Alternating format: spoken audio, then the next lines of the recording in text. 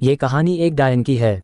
काली डायन इस कहानी का नाम है। दोस्तों, मैंने ये कहानी बनाकर नहीं लिखी। यह कहानी एक सचमुच की घटना है जो कि मैंने अपनी दादी से सुनी है और बहुत पुरानी है। कुछ लोगों का मानना है कि भूतों का कोई अस्तित्व नहीं होता है। आप लोग जानते हैं भगवान का अस्तित्व होता है। तो भूतों का क्यों नहीं? सभी ने रामायण और महाभारत जैसे ग्रंथों में पढ़ा या किसी से सुना होगा कि भगवान जब इस धरती पर थे तब भी भूत पिशाच हुआ करते थे। भगवान निराकार है। निराकार का अर्थ होता है जिसका कोई आकर नहीं होता। जो लोग जिस रूप में भगवान को पूजते हैं भगवान उसी रूप में उसे दिखाई देते हैं। तो प्रेम से बोलिए भक्त और भगवान की जय। और समय व्यर्थ न करते हुए मैं आपको अपनी कहानी की ओर ले चलता हूँ। बहुत पुरानी बात है। तब पानी के ज्यादा साधन नहीं हुआ करते। लोग कुएं, बाबरी, तालाब आदि से पानी पिया करते थे। तो ये कहानी भी एक तालाब की है जो कि उस काली डायन के जादू से अमृत से जहर बन गया था। ये डायन कैसे बनी, कैसे इस तालाब का पानी विष बन गया, मैं ये कहानी आपको बताता हूँ। एक गांव में एक औरत के कोई बच्चा नहीं था। वह औरत गांव के मुखिया की पत्नी थी। उसके शादी को काफी समय हो गया था। सब लोग उसे बांझ कहा करते थे।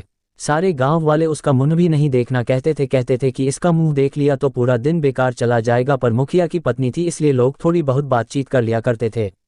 एक दिन गांव में एक फकीरा बाबा भिक्षा मांगते हुए आ पहुंचता है तो वह बातों ही बातों में उसका हाथ देखने लग जाता है और कहता है, आपको बच्चा नहीं है ना? वह बोली, आपको कैसे पता चला? वह बोला, हम हस्तरेखा में निपुण है और हाथ देखकर यह बता सकते हैं कि क्या होने वाला है, क्या होगा। वह बोली, अच्छा तो ये बताओ कि मेरे बच्चा कब होगा? तो उसने कहा, आपको भगवान ने बच्चा तो नहीं दिया पर मैं एक रास्ता बताता हूँ।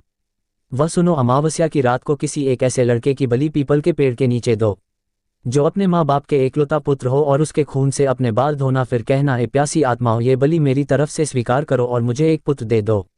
एक लोटे में उस कुएं का पानी भरकर उसमें उसके शरीर की 2 बूंद मिलाकर खुद पी लेना और उस लड़के के सिर के बाल अपनी साड़ी की गांठ में बंधे रखना तो तुम्हें अवश्य एक पुत्र पैदा होगा। इतना कहकर वह वहां से भिक्षा लेकर चला गया।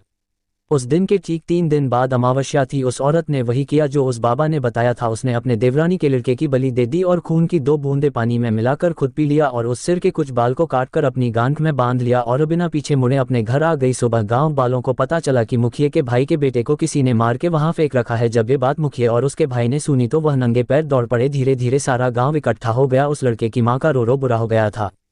तब किसी व्यक्ति ने हिम्मत जुटाकर उस सिर को धड़ से जोड़ा और उसे नदी में बहाने की सलाह दी। वैसा ही किया। लोगों ने उस लाश को पानी में बहा दिया।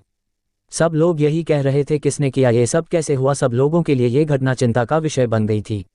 जब मुखिया घर पहुंचा तो क्या देखता है कि उसकी पत्नी तो पकवान बना रही थी। वह बड़ी खुश नजर आ रही थी। मुखिया ने क्रोध में कहा, क्या तुम्हें इस बात का बिल्कुल भी दुख नहीं है कि हमारे भाई का बेटा मर गया है? वह पहले ऐसी नजरों से देखी जैसे कि उसे मार ही डालेगी। फिर कहने लगी, लड़का उसका मरा है, मेरा नहीं, मैं क्यों शोक मनाऊं? और हंसने लगी और कहने लगी, तुम पागल हो, तुम्हें तो खुश होना चाहिए कि अब तुम्हारे भी एक पुत्र आने वाला है और यह जानकर और खुशी होगी कि वह इस जायदाद का अकेला वारिस होगा। हाँ हाँ हाँ। वह फिर ऐसे हंसी। ये देखकर मुखिया से रहा नहीं गया और उसे जान से मारने के लिए तलवार उठाने चला गया। वह अंदर तलवार ढूंढ रहा था पर तलवार नहीं मिली।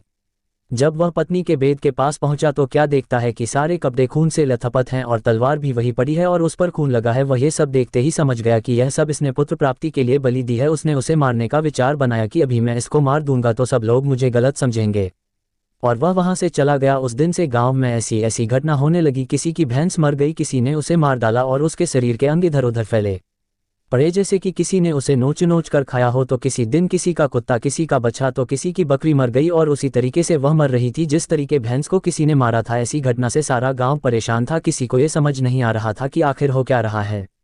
एक दिन की बात है, मुखिया रात को अपने गेट के पास सोया हुआ था। आधी रात के समय उसे गेट खुलने की आवाज आई। वह जाग गया। उसने देखा कि एक औरत बाल फिकरे हुए आधी रात को बाहर चली जा रही है। देखने में तो ऐसा लग रहा था कि जैसे उसको कोई खींच कर ले जा रहा हो। भादो अगस्त की काली रात थी। चारों तरफ से आवाजें आ रही थी, कहीं शियार तो कहीं कुत्ते भौंकते। ऐसा लग रहा था उसे कि जैसे ये रात जाने क्या कयामत ढाएगी। अचानक उसे एक गाय के बछड़े के रंभाने की आवाज आई। वह समझ गया हो न हो यही सारे गांव की बर्बादी का कारण है। मुखिया के दिमाग में एक आइडिया आया कि क्यों न मैं चलकर देखूं कि यह कहाँ जाती है। वह उठकर चल दिया। उसने आगे चल के क्या देखा कि पड़ोसी के गाय का बछड़ा का कटा हुआ मुंड पड़ा है और उसके धड़ को वह